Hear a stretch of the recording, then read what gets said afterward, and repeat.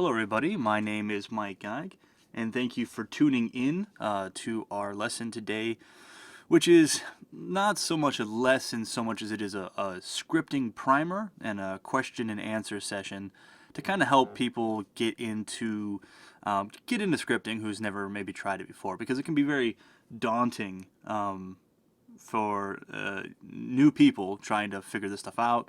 There's a lot of resources on the internet. Some of them are good, some of them not so much. So it can be hard to figure out what's worthwhile and whatnot. So we figured we'd do this little session here today. Before I get started, as always, if you have any questions, comments, suggestions, anything like that, feel free to hang out with us on Twitter at Unity3D, at Mike Geig, which is me, at Wool Goldstone, and at the Ant Ranch.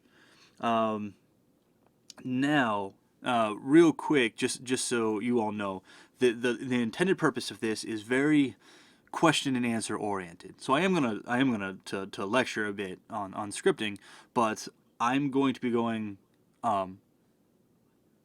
I hear a sound. What is that? I have an echo going on somewhere. I'm sorry. Let me turn these off. Anyway, sorry about that. I lost my train of thought. So I'm going to go a bit slower and read through the chat room. We have 160 some people on here chatting, so I'm going to read through any questions that you might have and try to answer those as we go along. And I generally try to do that, but I'm going to make an extra effort to do that this time. So again, we're going to go a little bit slower even than we've gone in the past. Because I really do want to catch as many of your questions as possible. There's tons of information available, like I said, on the internet. What makes this different is that I'm here right now to answer your questions. So that's really going to be what I'm focusing on. So some of the questions, can I attach the scripts we're going to write here today to the website, and what language will I be using and things like that. I will be using C#, but I'm not going to be doing anything you can't just easily do in JavaScript or Unity script, if that's what you want to call it.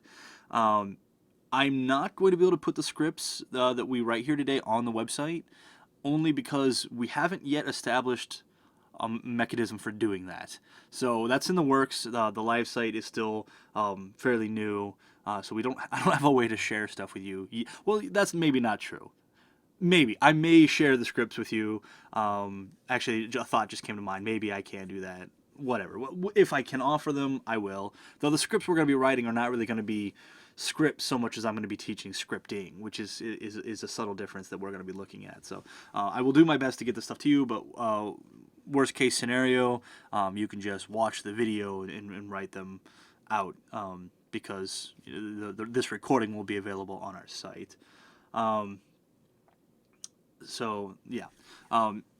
Speaking of which, if you're new to all this, if you go to unity3d.com/learn, there's a ton of materials there, and it's a great place to find these recorded sessions. All of my previous live sessions are on there as well as a ton of other videos and resources and forums and stuff like that for learning and becoming better at this stuff.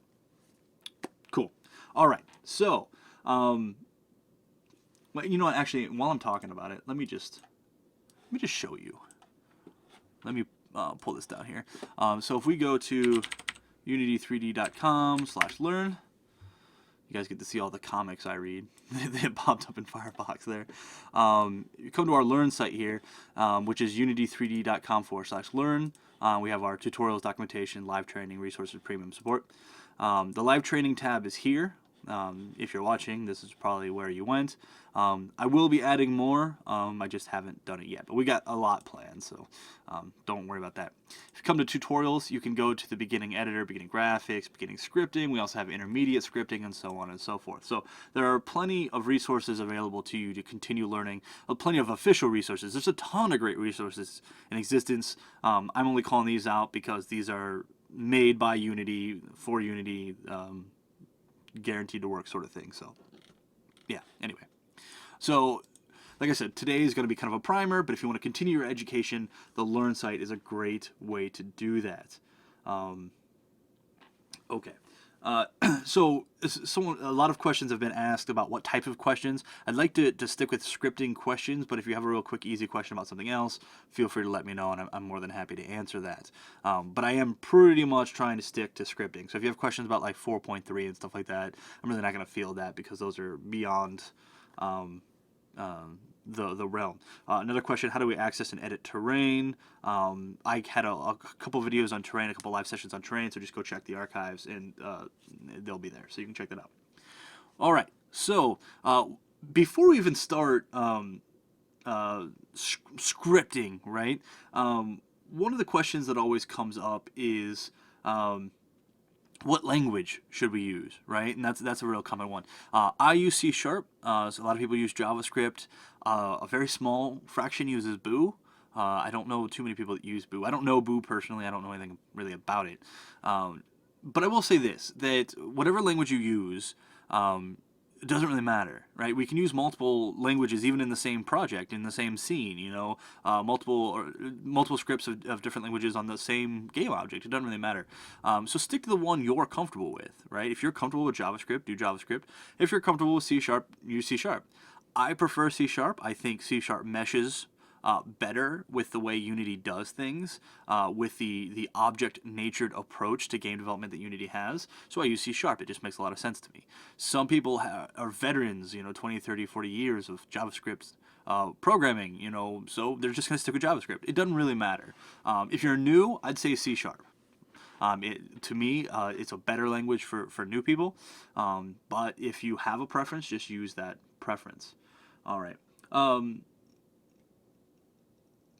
the question was, how do we edit the terrain in script? That's really kind of beyond the scope of this presentation. But feel free to message me on Twitter later, and I can link you up some stuff. But okay, so now let's actually talk about scripting. So we talked kind of about the languages. I use C Sharp, whatever.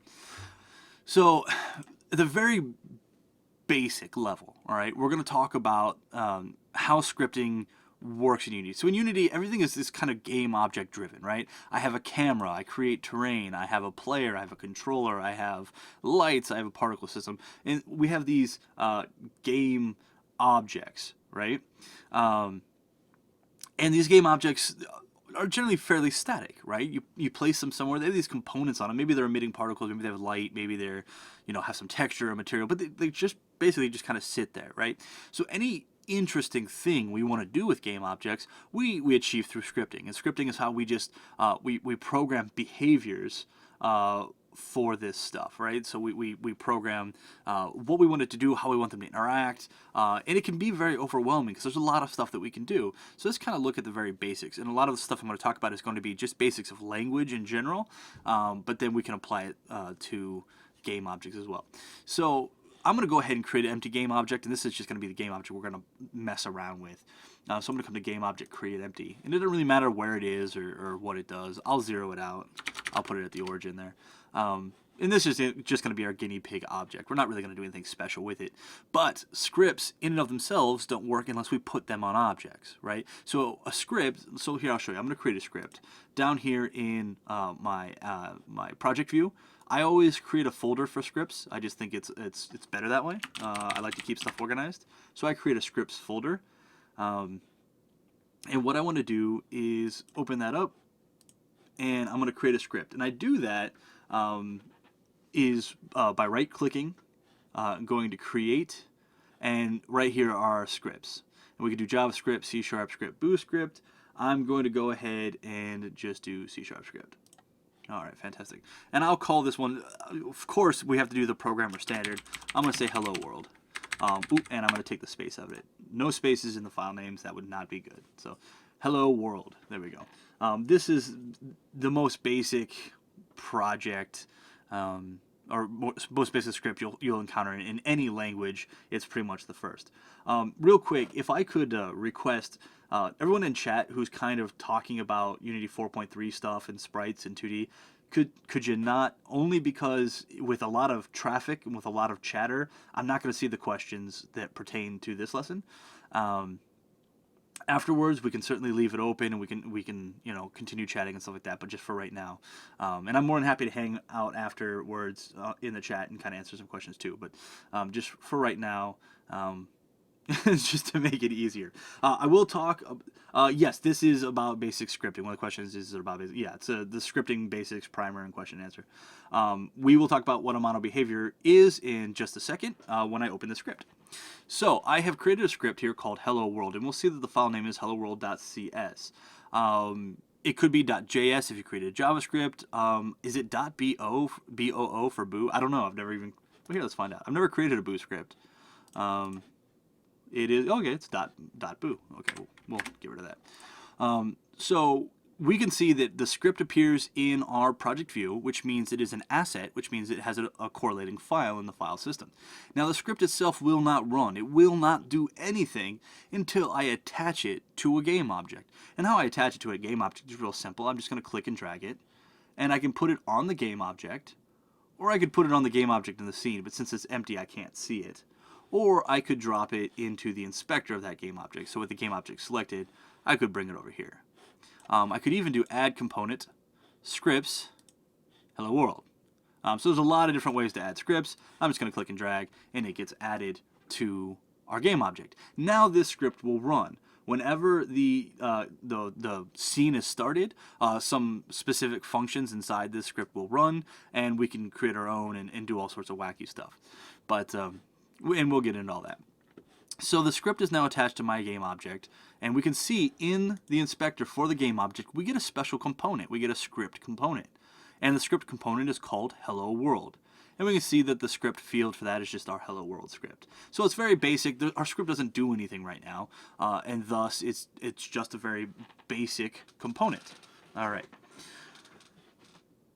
Alright, so there's that. So let's go ahead, and one more thing is if I click the script, I can get a preview of what's in the script right here in the inspector. So we can see this script is very basic. It's only like maybe 10 lines of code, and it doesn't really do anything yet.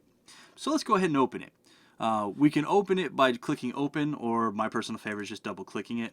And that's going to open Unity's built-in IDE, which is Mono Develop. One second, let me see if that opened up. Must not have double clicked hard enough. So one of the questions is why when inspecting a script there are some variables that show in the inspector and some that are not shown. That actually has to do with our access modifiers, which we will talk about. So some of those might have been public while others are private, and only public ones appear in the editor or in the inspector. So I'll actually show you that, but that's more than likely why. I don't know what your specific situation is. Let's see. Oop. My phone's making a lot of noise. I gotta turn that off. Okay, so we get Mono Develop here. Now, I just updated to Unity 4.3, so I have the new Mono Develop, and I'm still figuring it out. They've moved some stuff, and they've kind of changed the way it looks. So yeah, so it's a little bit different for me. The syntax is highlighted in different colors than I'm used to, so I might have to figure out where stuff is. What really annoys me is there's no save button in the toolbar, and I'm sure I could add it through here somewhere, but I just haven't played around with it enough. But anyway, so here is Mono Develop, and Mono Develop has a few sections we care about. The first is obviously this main window here, and I'm gonna go ahead and make my text bigger for all of you who are watching the video. This main window is our editor window. It's where we type all our code, right? And we can move and expand and stuff like that. But this is just like Notepad or WordPad or any other typing word processor program. Okay. Then we have our Solution Explorer here on the left, and we can see that we have our scripts folder that I created and the Hello World script. There are no other scripts, and so nothing else appears here. Now you can see that I have the project that I've created for doing these Twitch broadcasts is called Twitch, right? And so we can see the different parts of Twitch, the assets of Twitch. I have another one called Workshop, which is where I do my general recording and stuff like that, which is why you see Workshop there. But we're not messing around with that because that's something entirely different. So one of the quick questions here, what do I have to do to go to school and learn how to code games and everything? The answer is absolutely nothing. You don't have to go to school for this. A lot of people didn't go to school for this. school is great for people who are not self-learners, but if you're a self-learner, you absolutely don't need school. I'm a college professor, and so me saying that's probably like sacrilege, but it's true. You just, if it's something you want to do, just start doing it, right? Attending these is a great way to start. Learning, making games in your off time is absolutely the best way to do it. So you don't have to go to school. School is cool, but you absolutely don't have to do it. All right. So let's talk about this script here. So I've kind of talked about MonoDevelop a little bit. There's a bunch of buttons and stuff up here that is really kind of beyond what we need right now. We're just going to talk about the very basics. So let's go section by section. The first is we have our using section at the very top. And I'm going to kind of just go over this real quickly. Basically, this is telling the script exactly which namespaces it wants to use. Long story short, we're going to leave this alone, all right? In the future, if we need to use a specific namespace, we'll say it and we'll change this, but just kind of ignore that for now. It basically means that, hey, we're using the Unity engine and we're using the built-in collections. And if you're using a JavaScript, you won't see a using section. JavaScript does that stuff inherently, and we don't need to necessarily do anything special with it. So that's that section. Next we have this, our class declaration. Everything in Unity is wrapped up into classes. So with C#, our classes are overt. We can see our classes. In JavaScript, that's handled for us. So even though we don't see the classes, we think, oh, we're not in classes. We are. JavaScript, it just handles that inherently behind the scenes, which is nice because then you don't need to do it, but can also be kind of annoying if you need to do some work with it, right? So there's pros and cons to both. We can see that my class name is Hello World, which is exactly what I named my file in Unity. And that's very important. They have to have the same name. If they don't have the same name, it's not going to work. So we see I named it Hello World here, and it says Hello World here. And that's very important. We also see that it's public and a class. Those are just keywords. Keywords are highlighted in this color, and they just help define or specify some information. All right. So this is a public class, which means things outside of this file can use it, which is good. That's what we want. It is also a class. It has to be a class that's required. And then we have Hello World is the name of our script, and this colon here is basically saying that this script is inheriting. Now, I'm not going to get into inheritance, but that just basically means that it gets a bunch of stuff, right? It's kind of like if you have a family member that leaves a bunch of stuff for you, right? You inherited all that stuff, right? And that's kind of what we're saying here. We're inheriting. We're inheriting from MonoBehavior. MonoBehavior is the base class for all of our components. So we saw that when we added the script to that object, it got turned into a component, and that's because it comes from MonoBehavior. Anything that doesn't come from MonoBehavior can't be put on a game object, right? So everything that's going on a game object, basically all the scripts we're going to write, except for a few exceptions, will inherit from MonoBehavior, and so we just sort of leave that the way it is. That's why it's there by default, so we can just sort of ignore that. And then we have two built-in functions. And one second, I'm trying to read questions. So one of the questions, what are collections? Collections are collections. So if I have a bag of apples, I have a collection of apples. So if I have like 100 integers, but I want to store them in a single variable collection, it's a collection, right? We're not really going to get into those, but they're kind of like arrays or lists or vectors, or they're just different ways of holding a lot of data in a small amount of space. Basically, that's what a collection is. Let's see here. How do you see static variables in the inspector? I have to make another variable in code to represent the static variable. There must be another way. I did a video on static variables, and for the life of me, I'm drawing a blank right now. I don't know that you can. Maybe you can. I don't remember. Static variables belong to the class and not any instance of the class, so they would not be on that game object to be shared. It's kind of beyond the scope of this. I don't remember. Hit me up on Twitter later, and I will remember for you, and I promise I will help you out with that. Okay, so another question. This is a good one here. I learned Unity with Unity script, then switched to C#. Now both are being used in my project. Is it important to convert my old ones from Unity script to C#? Not at all. Nope. They can both be used in your scene. Your project will not matter. That's completely fine. It's not a problem. Yeah. So with the static stuff, like I said, hit me up on Twitter later. I'll give you an answer. We're live now, so of course I'm drawing a blank. It's Monday and we're live, so of course I can't remember stuff. But yeah, just message me later. I'll help you out. Okay. So real quick here too, while I'm talking about this, if you are a fan of VB or if you've learned with VB, you're not going to be familiar with these brackets, right? We got brackets and we got semicolons. All right, both JavaScript and C# and not Boo. I don't really know the specifics of Boo, but I know they don't do this. Do not, or they use the brackets. So JavaScript and C# uses these brackets, and they end all statements with a semicolon, right? So like this line is a statement, ends with a semicolon. This is a class declaration. It's not a statement. Doesn't end with a semicolon, but it denotes a block. So we have these brackets. Basically, when you use a semicolon and where you use brackets, it's just something that you just sort of memorize, right?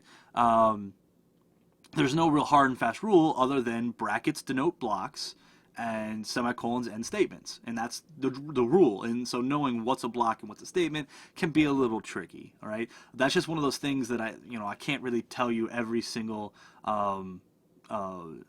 possible situation right here in this presentation.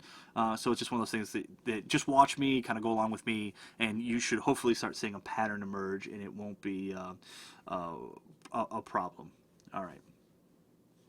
So, okay, so we have, another thing here too that's kind of important is we have this line right here. This is a special line of code. When you see a code line that begins with 2 forward slashes in both C# and JavaScript, that's what's called a comment. And so that line of code is meant for us to read, not the computer. All right, so I can put anything I want in comments. This is a comment. Right? And the computer won't see that. It's completely ignored by the parser and the compiler, and instead it's a human readable line of code. It's useful for sending messages to people and stuff like that.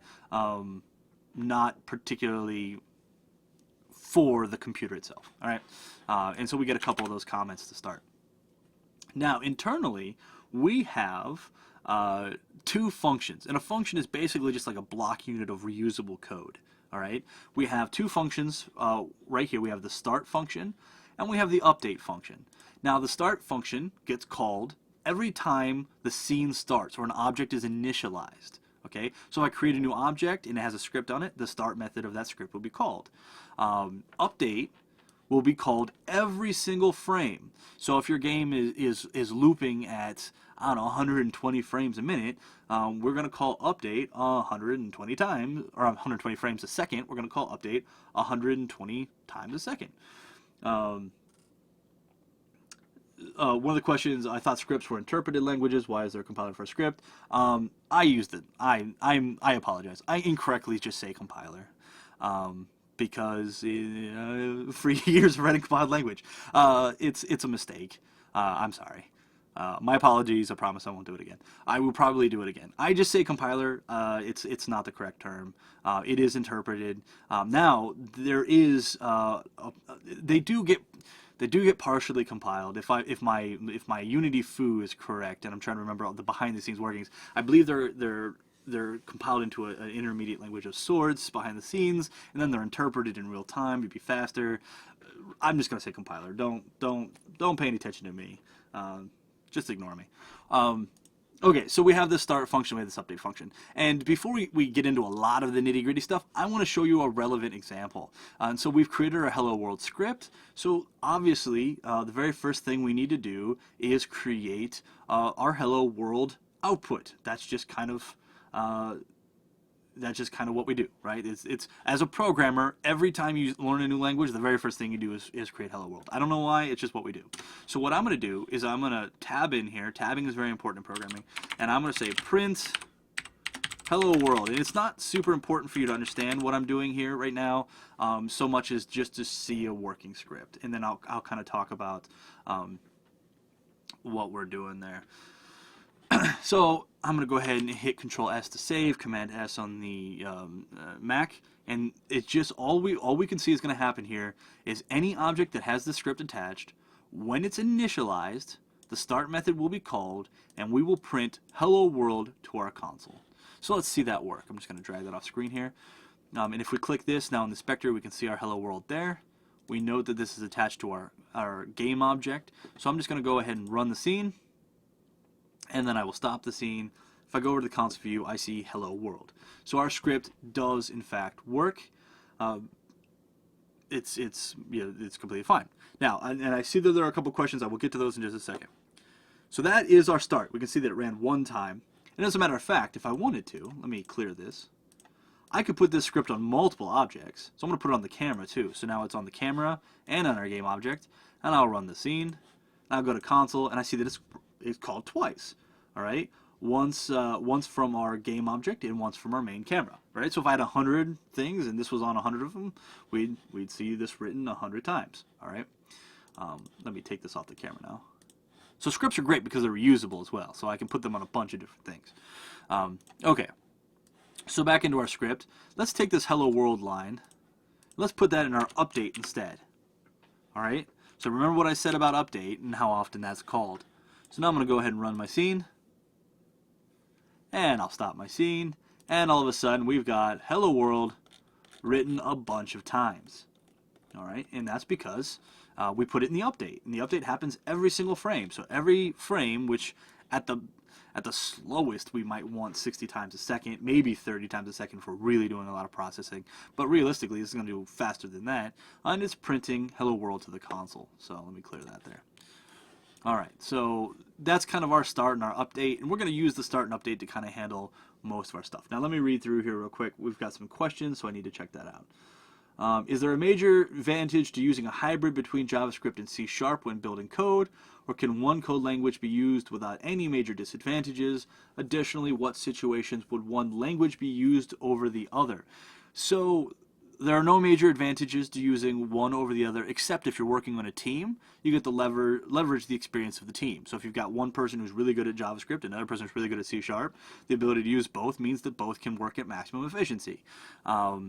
That's pretty much your only benefit, right? I do everything in C#, and sometimes I work in teams where everything is done in C#, and it's not really a problem, you know. There are certain language-specific situations where one language is better than the other one. However, they're obscure. They're weird little situations where you really don't use all that much. I think C# does a broader, or does a better job of handling broader situations. But that's just me. That's the language I use for beginners. So yeah, there's no real advantage or disadvantage, except, I don't know, I like C#. So that's the background I came from. So that's what I'm sticking to. But no real advantages or disadvantages to speak of. Yes, you can use both languages in the same project. Yes, JavaScripts and C# scripts can be on the same object. You just can't put JavaScript and C# script in the same script. They have to be one script, one language, another script, another language. Otherwise, they work completely fine together. I'm checking my other chat here. I'll just read my questions.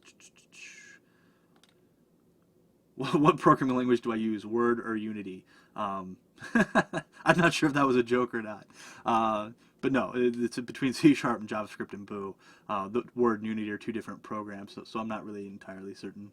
I hope that was a joke and I didn't actually just laugh at you. My apologies if I did.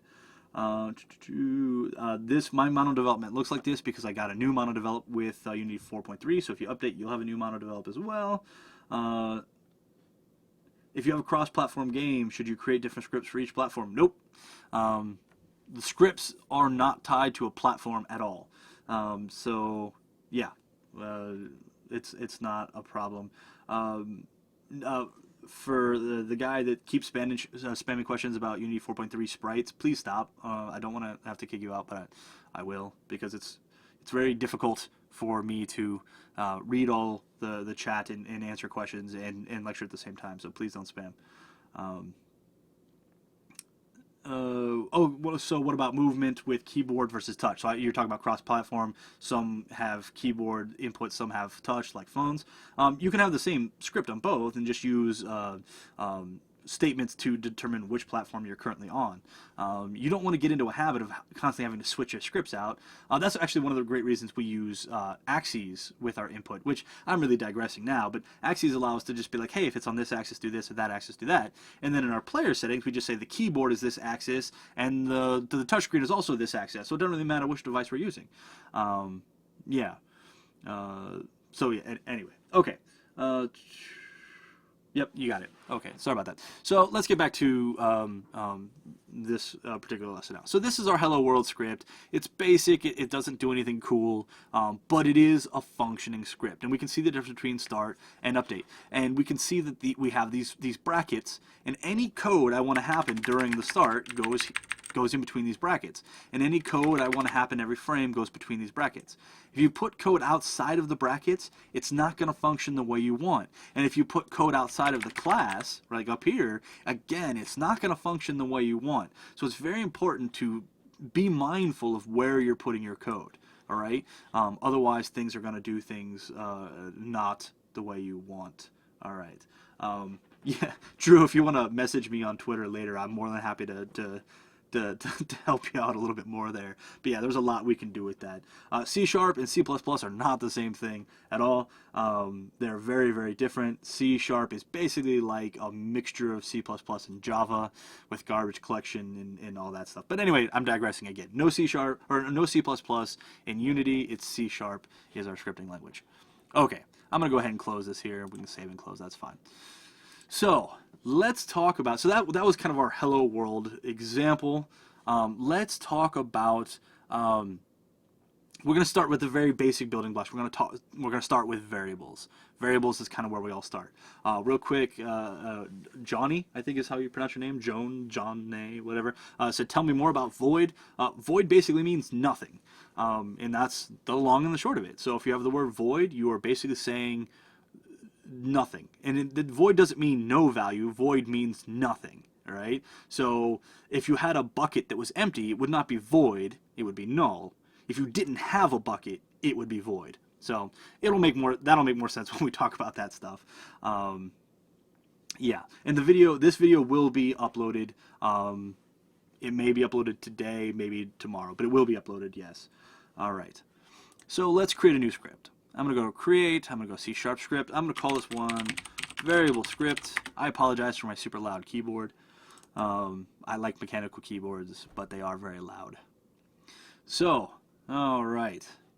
We have, oh, Hello World open, it was still open. So here's our variable script. And our variable script, we can see, follows the exact same format, only now the name is variable script. We still have our start and our update. I'm not going to use the update, so I'm just going to get rid of it. I like to declutter my files. There's probably a way that I can tell it how to start my templates here, but this is the way I like to do it. I like to inline my brackets. I like to get rid of the comments. In my mind, that makes it cleaner. But yeah, you can kind of do whatever you'd like. Okay, so let's talk about variables. And so variables are basically these bucket containers of data. If you've ever done algebra, where you're like, you know, x plus 2 equals 5, solve for x, and in that case x is 3. X itself is a variable, right? It's holding some number that we don't know what it is. And variables are basically kind of like that, only with programming, variables can hold a lot more than just numbers. They can hold words and objects and all sorts of things. But at their root, they all basically function the same way. They're all a bucket that has some value, and that's it. I mean, that's the mystery and the magic to it. Is basically that. So if I wanted to create a variable to contain some integer data, so in integers whole numbers. Oh yeah, sorry about that. I forgot with the new script everything was real tiny. So there we go. Zoom in there.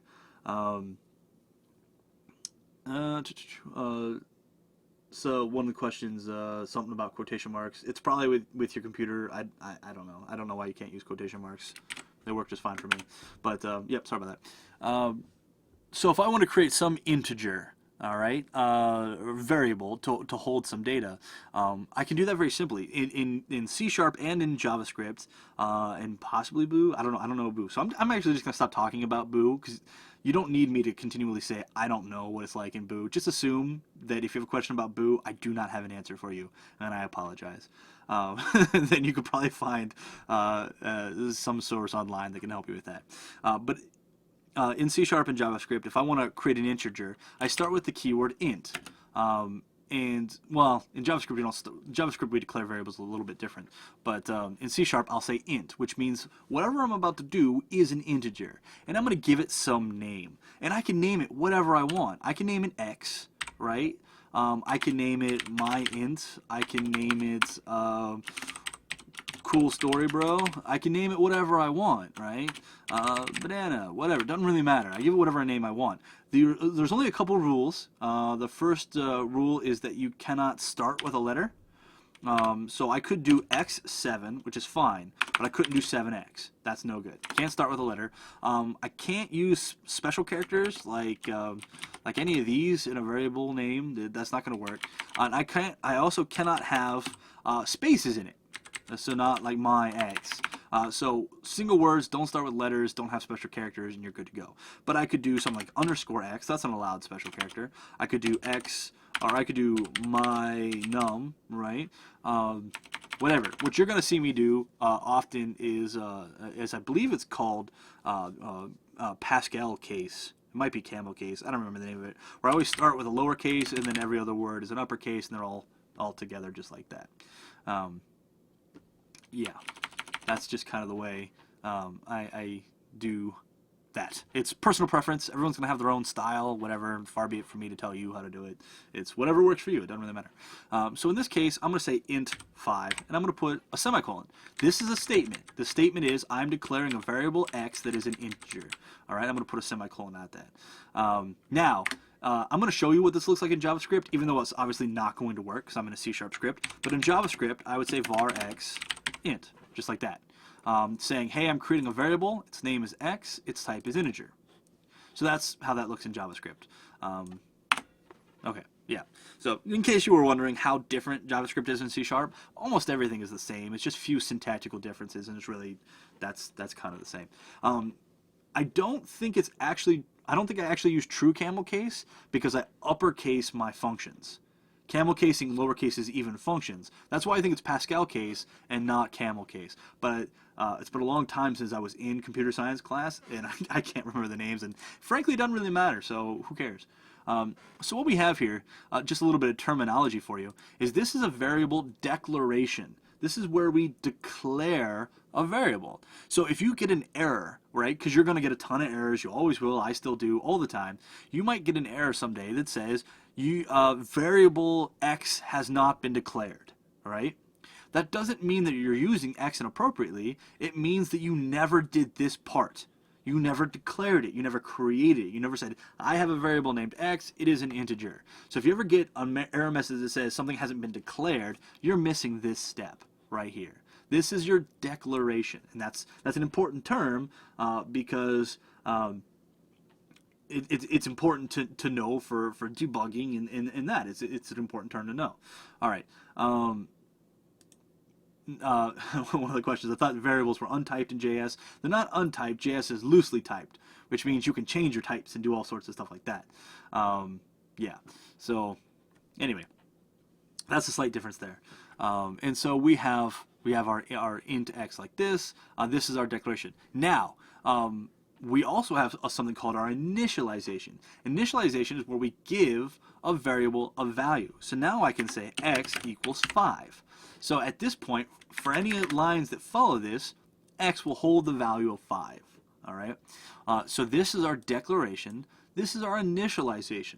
So you might get an error message that says, warning, you're using x without initializing it.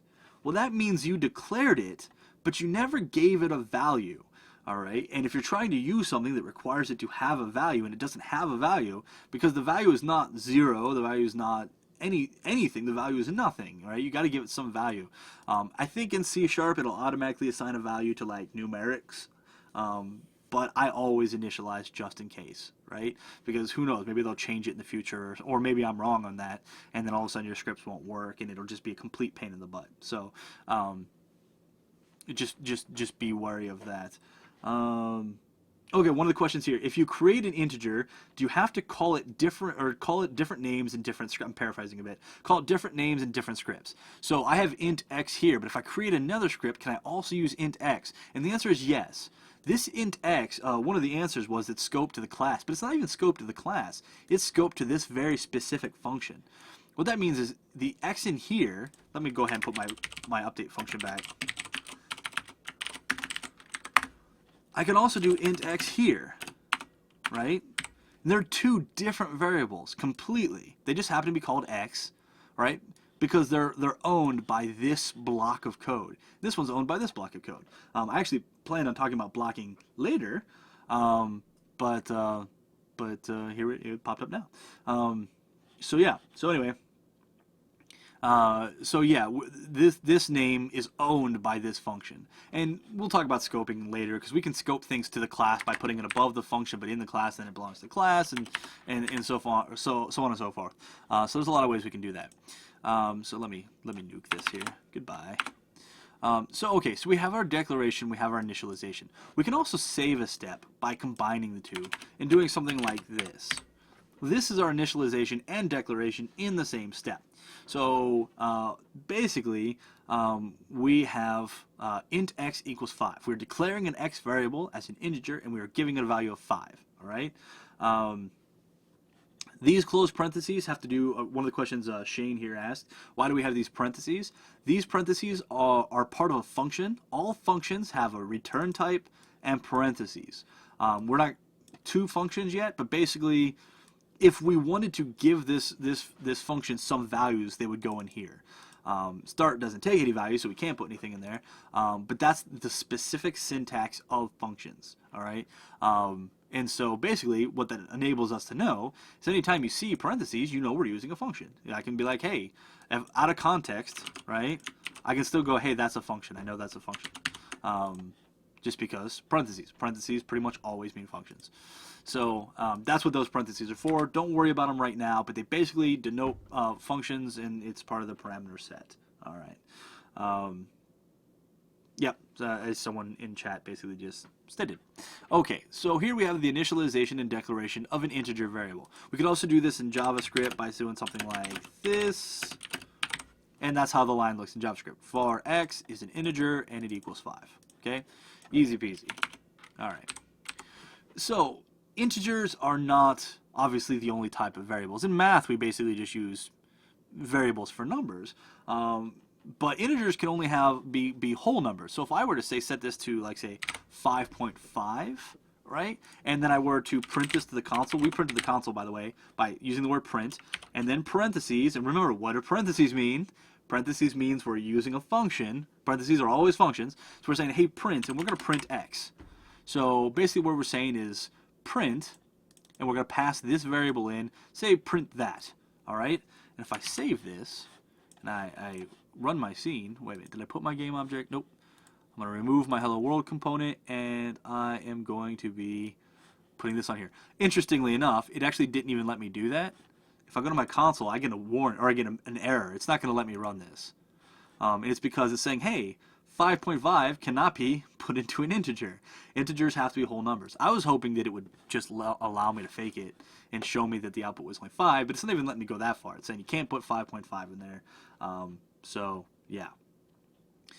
Whoops. Okay. So anyway, so say I wanted a variable that could hold 5.5. Well, I don't want to use an int then. I want to use something called a float. So I might say float y equals 5.5. And that works completely fine. And as a matter of fact, Unity prefers floats for just about everything. Every kind of language has its preferences, like C++ prefers doubles, Unity prefers floats. And so floats are for floating point numbers, which means we can have numbers before and after a decimal place. And with Unity, we have to specify an F afterwards, just to say, hey, this is a float. All right. So yeah, so a float is just a floating point number that can hold, now it's 5.55435. Or if I wanted, oh, here's a good example. Float pi equals 3.14159, right? Floating point number. And I'm going to put the f at the end of it because that's important for floats. That just means, hey, we are using a float. Okay, so sometimes we have those. And so the reason we put the f after a float is because we also have a data type called double. And double, we could also have, say, pi2, and that equals 3.14159 as well. And floats have the f, and doubles do not. The big difference, so a lot of people don't know what the difference is between floats. Unity prefers floats, all right? Floats are smaller in size because they are less accurate. What that means, don't think that they're like, oh, I have to use doubles for everything because they're more accurate. Floats are less accurate to, like, I think 20, they're accurate to like 29 or 30 decimal places. So to give you an idea of what that looks like that's still completely accurate in a float. All right. Now, if you're doing like scientific calculations, you would maybe want to use a double because that's accurate to like 300,000 decimal places or something ridiculous like that. I don't remember exactly how many decimal places, but for all intents and purposes, a float will be everything that you need it to be in Unity, okay? Which is why the preference is float in Unity. It's smaller in size, and thus it's more efficient. And it lacks some of the high levels of accuracy, but it really doesn't matter. So doubles are supported in Unity, but we almost never use them. We can, but we just don't, right? Because most of the functions, everything require floats anyway. Let's see here. I'm trying to read through the questions. Do you need an f in the float after JavaScript as well? Yes. Just so Unity knows whether you're talking about a float or a double. It's always a good, even if you don't need it, put it anyway, because it's good discipline to get into, and it just ensures that you know that this is a float and things like that. When and where do you use end? I'm not sure what you're talking about. If you're talking about the keyword end, we're talking about like end if, which is something that we use a lot in VB. The end is not something we necessarily use in C# or JavaScript. Do floats and doubles have the same minimum maximum value? No. Doubles are much, much bigger than floats. Which is fine, but we don't actually need it, right, most of the time. It's a very rare situation indeed where you will actually need the accuracy or the size of a double in Unity. Mostly the times you'll use that is if you're doing like scientific stuff, you need really, really big numbers or really, really small numbers, and even then doubles might be too small and you need to go to something even bigger, right? But basically that's what doubles are. I'm kind of spending too much time on that, so I'm going to move on. We also have so we have floats, we have Boolean values, and a Boolean is, okay, so as was explained, end is usually part of another structure like conditionals and loops. End is used in different ways for each of those structures. No, we don't use end in C# or JavaScript. That's VB. So end if, end loop, or end while. We don't use end in C# or VB. This is our end. Brackets. Brackets is our begin and our end. We don't have to use the keyword end. Yeah.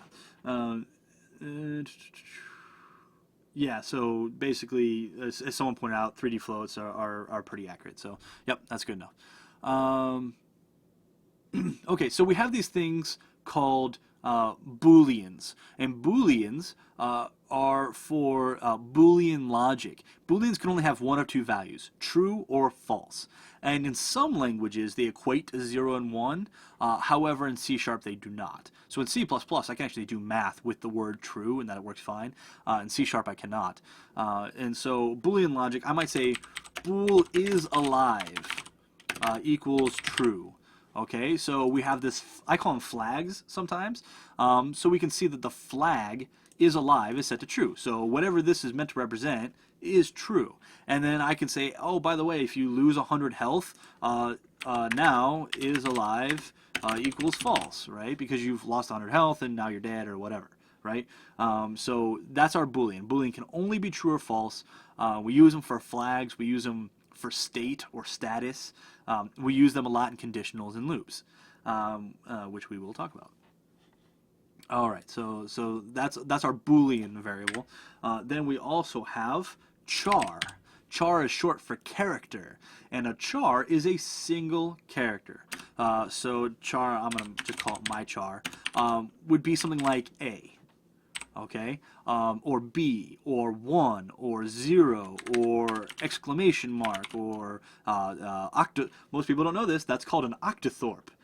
Some people call it a hashtag, some people call it a pound sign, but it's actually known as an octothorpe. So there you go. Even if you didn't learn anything about scripting today, you learned what that was called, because I guarantee most of you, or if not all of you, did not know that. Or we can do an asterisk or whatever, right? So we can put some character in there. So char is a single character. And with the char, we use a single quote. Okay? So not double quotes. This will work, but this means something different. Okay? This is not what we want. We want single quotes with chars. Okay? Single quotes, not double quotes. Okay? That is char specific. And then we have the classic string, which stands basically for a string of characters, right? So I might say string. And with this, that's where we put double quotes, and we can have multiple words, multiple letters, and all that stuff in there. So, oh, hello, world, not worlds. We don't want this for aliens or anything like that. Yeah. Oh, someone's making a pun about octothorpes in C#. It's not that good of a pun. I'm not going to repeat it. Sorry. Okay, so what we have here is we have a string of characters, which allows us to put all sorts of stuff in there. I mean, we can have letters, numbers, special characters, whatever. It's fine. It doesn't matter. And so this might be like if I wanted to redo my hello world, I could maybe then just do print my string, and it would print out this string to the screen. And as a matter of fact, I'll show you this work and run it. And we will see hello world appears there. I'm also going to get a whole bunch of warnings. Let's see if they appear. Show me my warnings. Warnings are finicky. Of course, it's not going to show you because I'm trying to make them pop up right now. Let me take focus out of Unity and then bring focus back to Unity. Give me my warnings. Warnings appear in yellow. I'm just going to describe them. And some of the warnings we're going to see is that we have created these variables and we never used them. So it's just warning us, saying, "Hey, by the way, you created that, and you're not using it." So it's just going to warn us. To answer your question, how long is today's session? Today's session is actually only going to be a little bit longer, so I am going to try to cram in as much as possible. I see that we'll probably schedule more of these scripting primers to keep going, but I like to keep these to about an hour. I will hang out afterwards, though, and answer more questions. So can you give an example when using a char would be better than a string besides the space taken up? Is there any other advantage? We might use chars for just like codes, right? So I might just use R for red, right? Or Y for yellow or whatever. They save on space, as you pointed out there. They do save on space, and that's kind of it. You know, it's you know, it's a corner case. It's one of those things. When would I ever use that? I don't know. You'll never use it until you use it, right? I will never use a char until that situation comes up along where I'm like, man, I need a char, right? And so I do that. Another question: can we get to more Unity specific stuff? No. We got to cover this before we can get to Unity specific stuff, or else the Unity specific stuff is not going to make any sense. We got to build a foundation. So like I said, this is very beginner stuff. Hopefully not bored, but I'd really like to give us a good foundation. One of the questions: aren't chars used a lot in case statements? Maybe if you build your case statement to use chars. You might build your case statement to use ifs or not ifs, ints or whatever else. So again, it's one of those things that is you only use it when you use it, and otherwise the situation where you might use that doesn't readily come to mind. All right, so then we got chars, we've got strings. There are other variable types. We can even create our own variable types. So int, float, bool, char, string are built in and they turn blue when we type them. But we can make our own. We do not need to use, well, we will eventually need to use the built-in ones that they're too useful to not use. But we can create new ones and do whatever we want with that, which means we can basically make some cool stuff. All right. Real quick here, are those strings Unicode? I believe they are Unicode. They might be UTF. I don't remember. I'm sorry. That's more of a trivial question. I'm sure I could find out for you. I can't remember if they're based Unicode or UTF. They might be UTF. I don't remember. I could look that up. But yeah. Alrighty. So all right. So let's move on. So we talked a little bit about what is the difference between print and debug.log? When would you use one versus the other? To my knowledge, they do the exact same thing. I think one is just a rewording of the other. I think maybe print just does debug.log behind the scenes. I don't know why that just happened. They do the exact same thing. I don't think there's a difference. I think it's just two ways of doing the same thing. So yeah, I wouldn't sweat it. I type print because it's shorter, and maybe it was originally debug.log and they added print later because it was shorter. I don't know. I just use print, but they do exactly the same thing with absolutely no difference. So yeah, until someone was like, by the way, they do something different behind the scenes or whatever. But to my knowledge, they do the exact same thing. All right, and so, right, we can use the debug class to do all sorts of stuff, but debug.log, I believe, just prints. Debug without log, we can do a bunch of other stuff too. Let's see here. So we talked a little bit about scope. So I have int x here, and let me bring back my update function. So I'm going to do void update, and I'm going to do int x here, and it's a different x variable. So we have x here and x here. They're two completely different variables. They do. So one of the things people said, I think debug gets removed at compile time. Print stays. Nope, they both stay. Yeah, like I said, I don't think there's a difference. Anyway, so we have two ints. This works because they're in two different blocks of code. And what we do is we call that scope. And scope effectively means where a variable is useful, right? So here we start a scope. We know we're starting scope because we have brackets, all right? So we can see here that we're creating int x, and then we're able to use it. And when we hit the corresponding end bracket, x is destroyed. Garbage collection comes and cleans it up because we've left the scope of x. And then we come to update and we have our bracket, we start a new scope. This is a completely different x. It doesn't know that x ever even existed. As these x's do not know anything about each other. When we hit this bracket, that x is destroyed. All right? So we have two variables of the same name because they're in two completely different blocks. Now, both of these variables are in this block, right? Which is fine because even though they're in two different blocks here, they can't see each other. But there's this block that ties the two together. So if I were to say, create a variable up here, int x equals 20, all of a sudden, these x's cannot be used because it's going to say, hey, there is already a variable named x. And so I'm going to kind of move this out of the way and come back here, and I'm going to wait for there's my warning, by the way. Where it says variable script .x is assigned but never used. I told you that would happen. Is it going to let me do this? Oh, it's going to let me do this. What a scoundrel. That should be causing me problems because I have multiple variables with the same name. Anyway, it does not like it when we have the same variable used over and over. What's more than likely happening is it's just ignoring this declaration part and it's just initializing the same x variable.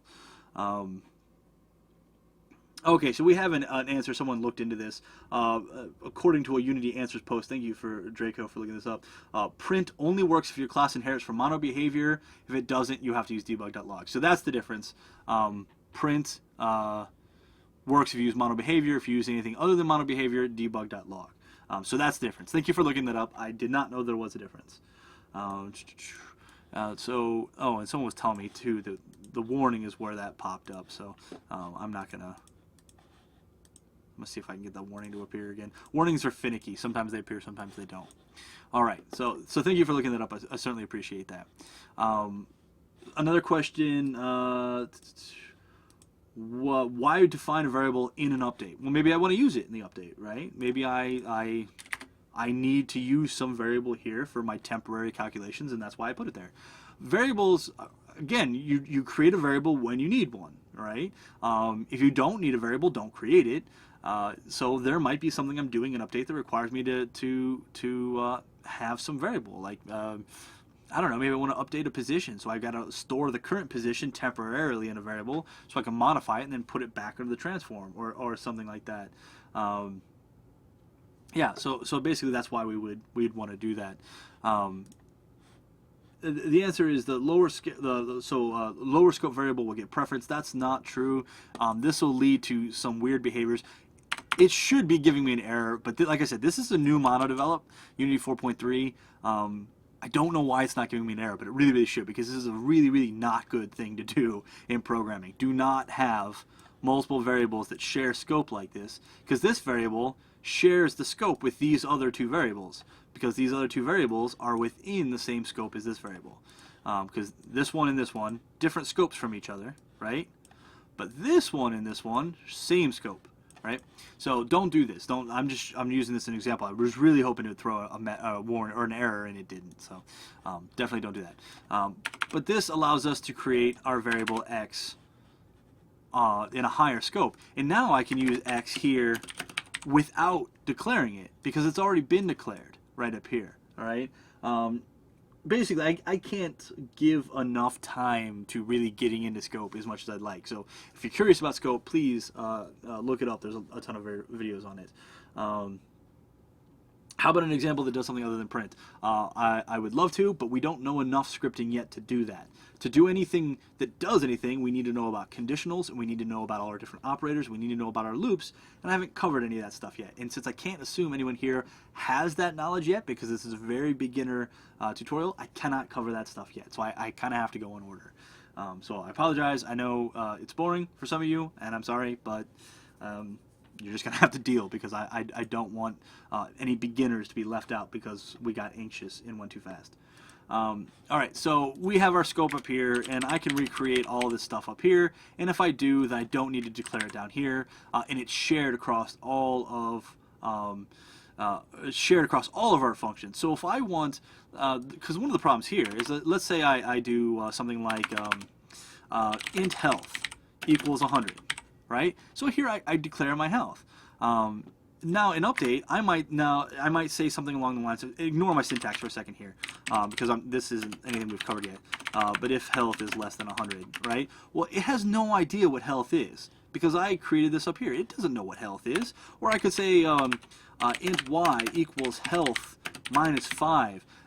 What is health? It has no idea what health is, because health is declared up here. It's destroyed when we hit here, so it has no idea there. So if I want health usable in multiple functions in my class, the simple thing to do is to put it at the top. Int health. All right? I don't even have to give it a value there. I can give it a value right here. Int health equals 100. As a matter of fact, that's what our start function's for, initializing things, because it's only called once, and only when something first gets created. So we generally do our initialization there. So now I can use health just fine right here, because it knows what health is. It knows it's declared there, and it knows it was given a value there. All right. So health is then shared. So that's why our scope. That's why we put them at the top so that we can share them across all of our stuff. So there we go. Now, real quick, someone was talking about things that appeared in the inspector and things that didn't. So let's look at this here real quick. I'm going to use print again just because it's the real simple thing to do. But I'm going to go. I'm going to put this in update, even though that's probably going to end up being a mistake. But I'm going to say int x at the top here, and then I'm going to say print x. Okay, and I will save this. And this shouldn't work very well, but I'm going to do this anyway. And so what it's going to do is it's going to do 0, 0, 0, 0, because it by default is just tossing in some value of 0. It has no real value. All right. Okay, so what I can do is, let's say, having to pop between Unity and scripts all the time is a pain, right? And one of the biggest benefits of using Unity is its visual nature, right? The whole idea is that you don't have to be a great programmer to use Unity to make games, and you should be able to use this visual editor for most of your stuff, and you don't want to be sitting there looking at a bunch of white space writing code.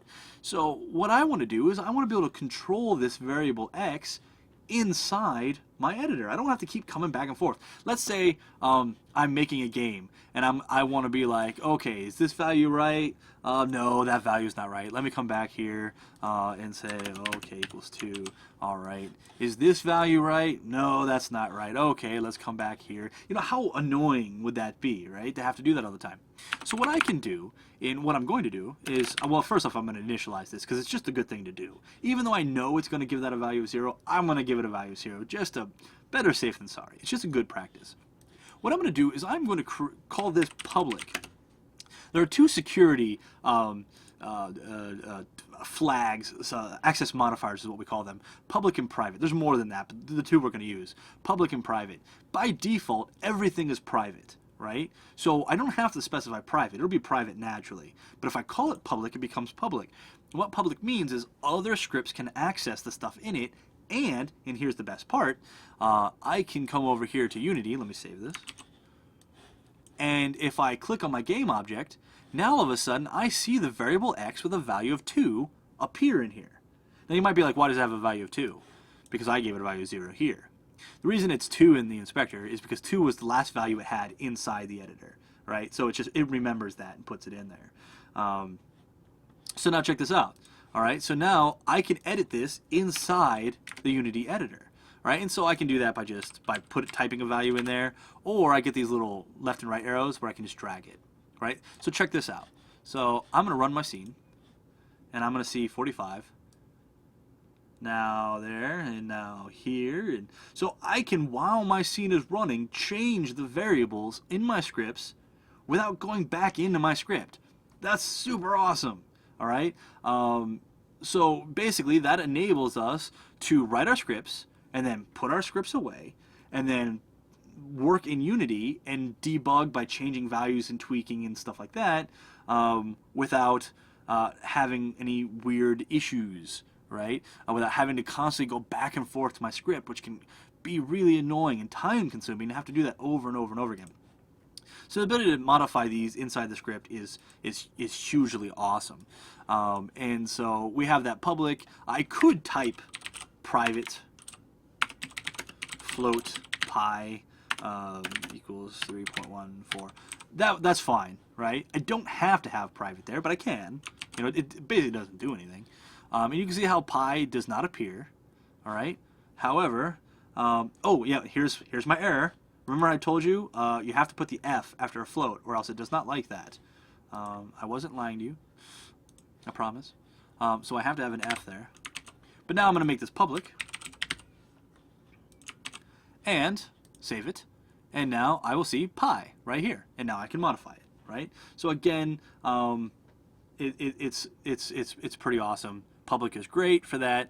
There are some security issues that can come around by making everything public, but that's not anything you need to worry about right now. All right, so just know in the future you're not going to make everything public, but for right now, public is your best friend, okay? And we can worry about all that other stuff later. Okay, so don't get real caught up on that. Okay, so at this point, we definitely didn't get as far as I wanted to get today, but I am going to wrap up because we're hitting the hour mark. Really glad you guys had a lot of questions. That's super important. I see that someone called me out for not having the F. They noticed before I did, so thank you. Maikune, however you pronounce your name. I will do more of these. If these are popular, if you guys like this, please let me know on Twitter. I will do more of these, and we will keep expanding. I really wanted to get to the different operators today, and I actually wanted to get to if statements and loops as well. But you know, sometimes time works against us. So I'm much more happy that you were able to ask questions than us getting super far, because you can get super far watching videos on the internet or reading a textbook. You don't always get a chance to actually talk to someone and ask questions, and that was my major goal. So today we talked about, well, first off, and I'll link it again, the Unity 3D Learn, all right, site is awesome. So come here, check out all our videos and stuff like that. Definitely check that out. We talked about the basics of script, how to create scripts. We talked about the inspector. We talked about how we add scripts to game objects. Because remember, a script will not run unless it's attached to a game object. You can write the best script in the world, but if you don't attach it to the game object, it will never run, and that's no good. And a lot of times we just create empty game objects just to hold scripts and stuff like that.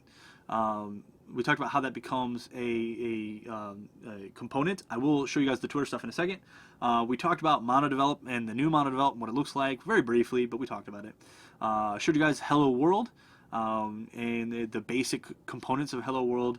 And we talked about variables, the different types of variables, declaration versus initialization. Remember those two terms, declaration, initialization, very important terms. Remember those. We talked about ints, floats, booleans, chars, strings. We talked about scope, and we talked about public versus private. Okay, and here's Twitter information. Please contact us, questions, comments, suggestions. I love suggestions. I'm always sitting there like, man, what should I do next? What should I do next? And I'm coming up with a blank. So suggestions, please. And if you've given me a suggestion and you don't see it posted yet, don't think I ignored you. I have a whole list of stuff I want to do behind the scenes. I just have to quit being so lazy and actually post it. So there is stuff coming up. It's just not posted yet. So questions, comments, suggestions. You can reach us at Unity3D, at Mike Geig, which is me, at Will Goldstone, and at the Ant Ranch, and that is a great way to contact us. We're also on Facebook and LinkedIn and Google Plus and all that stuff. So just contact us. Let us know what you want. Let us know what you're looking for, and you'll be good to go there. So I'm going to go ahead and wrap up now, but I will stay on the chat for a few more minutes here. So if you guys have any questions or anything that doesn't pertain to scripting, right, that you were talking about earlier, I will be more than happy to go over that stuff there. So for all of you who were here for the scripting, thank you very much. Appreciate it. I will get new lessons posted. You can expect another one next week, and we will go from there. So thanks again for watching.